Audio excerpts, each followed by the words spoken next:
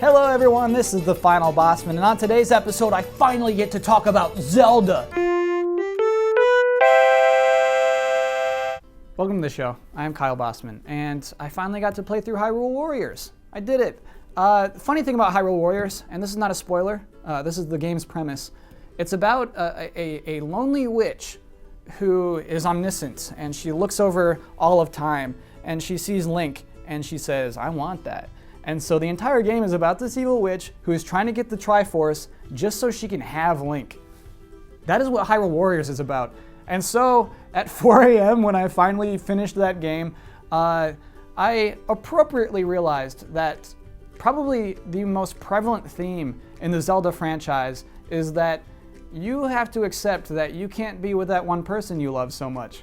The entire game, whether it's Sia or Saria or Midna or Malon or Marin, no, none of them get to be with Link. They all pine after him, and then they all must accept that they can't have that.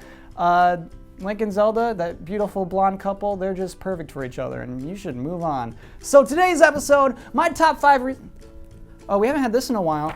These are our live ratings reports. Hold on. Where's the second half of this number? Oh, that's the whole number. Oh boy. Okay. Wow. You know what? I bet Jacob Lavelle is laughing his face off right now. If you haven't heard of him, if you've been living under a rock, he's the host of my rival show, The Last Lavelle. And you know what he tweeted at me? I bet he's laughing his face off right now because he tweeted at me. He did that thing where you put a period before the at so everyone sees it. He tweets, "Smell you later." Oh, I bet he freaking loves that number. What am I gonna do? I'm gonna talk about freaking Zelda. No one cares about that. Hold on, let me check. N4G.com. Bayonetta 2 is sexist. Yeah, that's a hot topic.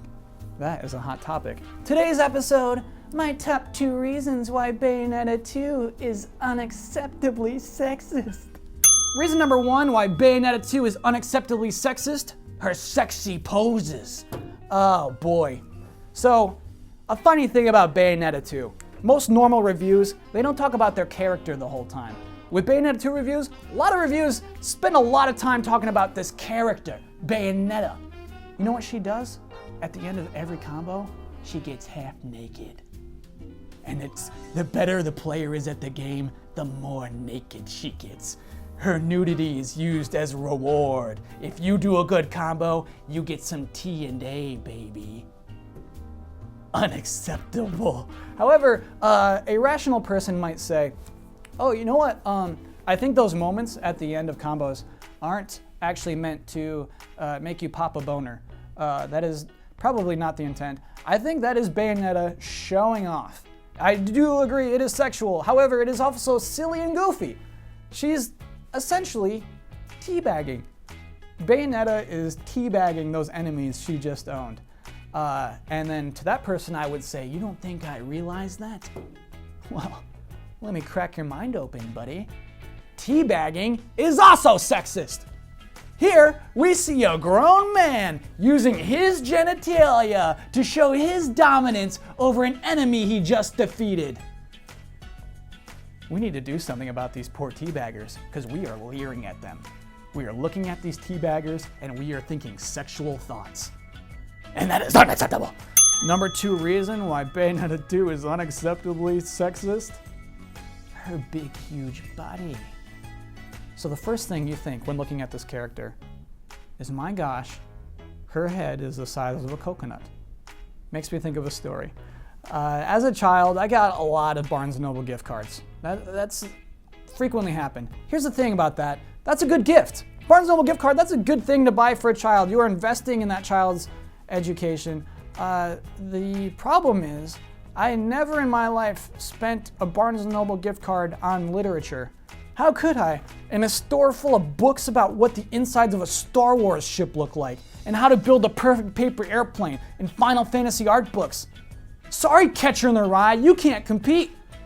One book I remember in particular, it was about how to draw Marvel superheroes. It was a cool book. It came with markers on the side that were like in the spine. So like you got a little book with markers inside, you can color inside of it. One page I remember in particular was about human proportions and superhero proportions. Humans are 7.5 heads tall normally. Men and women, just 7.5 heads tall. That's how you proportion a drawing of a human, is you measure by heads.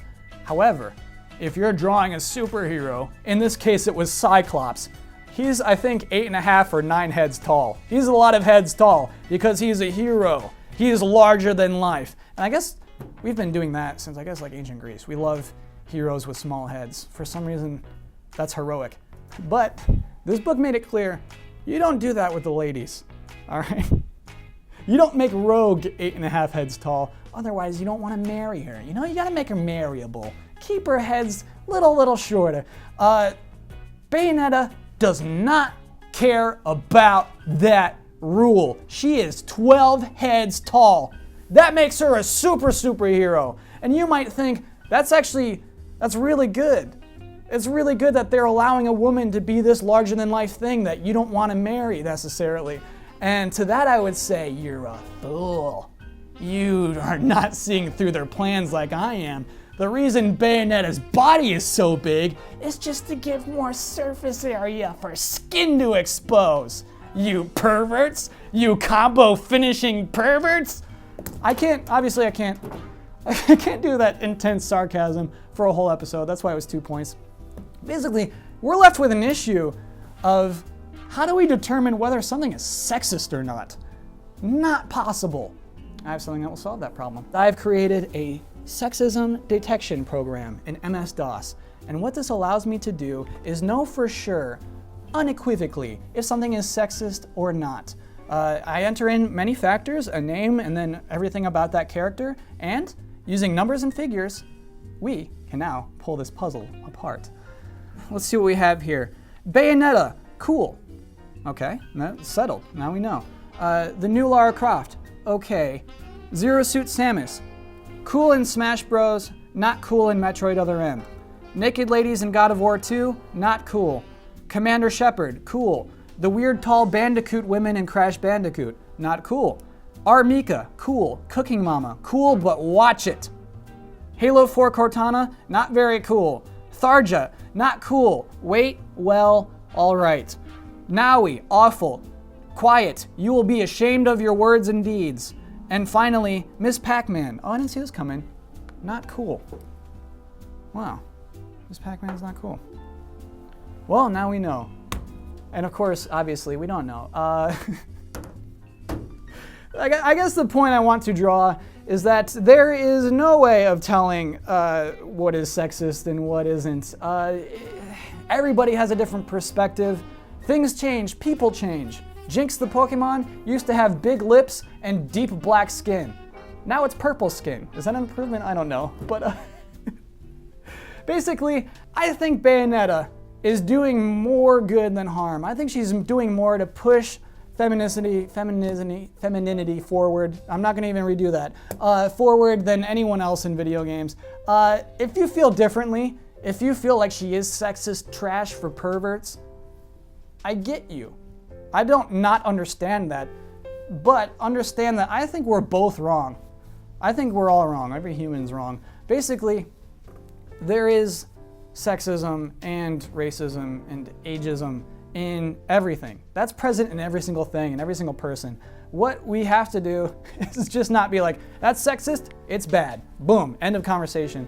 What we have to do is accept, hey, that might be sexist, I might be sexist, I am sexist, but here's how I'm going to react to that. Here's what I'll say, here are my actions, here are my thoughts, and basically accepting those parts of ourselves and moving forward through those parts. I don't know, I mean, at the end of the day, here's what I know for sure. Groose is the best character in The Legend of Zelda. If you're on Twitter, you can find me at Kyle Bosman. That's the episode for this week. I'll be back here next Wednesday, and I hope to see you then. Thanks for watching.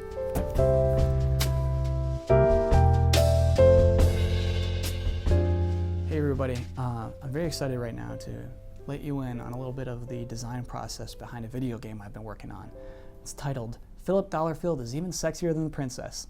And after 3 years of development, I'm excited to announce that we are now in the character design phase of this game.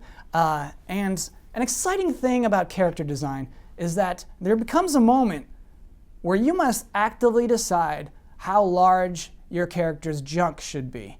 And this is unique to video games. You think about books, you don't have to be specific about that kind of thing. You think about movies, you just work with whatever junk your actors got. However, in video games, there comes a moment where you have to decide right there how large or small your character's junk should be. You have to make that decision. And I mean, with Philip Dollarfield, our title character, hasn't been easy. I know what you're thinking. Well, bigger, sexier. Just make it as big as possible. Slide that meter all the way to the right. I get that. Here, I mean, you'll see option A. Here's what we went with. Not too huge, but pretty big junk. Yep. Obviously very sexy. However, some unforeseen issues arose when he was sitting down. We had clipping through the junk. You can't have that. So you'll see option B here. We reeled back a little bit. It's a little more moderate. Still very sexy, but attainable. This was well received among the staff. However, I wanted to try another thing. You'll see here, option C is square. And what square does is really raises a lot of mystery with Philip Dollarfield. What is his deal? What's in there? And so the player, when he or she sees this character, the player is thinking, I gotta know what's inside of that junk. And this raises attachment to that character and makes the character more desirable. You'll care more if this character dies if you want to know what's inside of his junk. So that's just a little insight into game development. Thanks for letting me share, and you can look forward to finding Philip Dollarfield is even sexier than the princess exclusively on the Xbox 360 in the second half of 2017.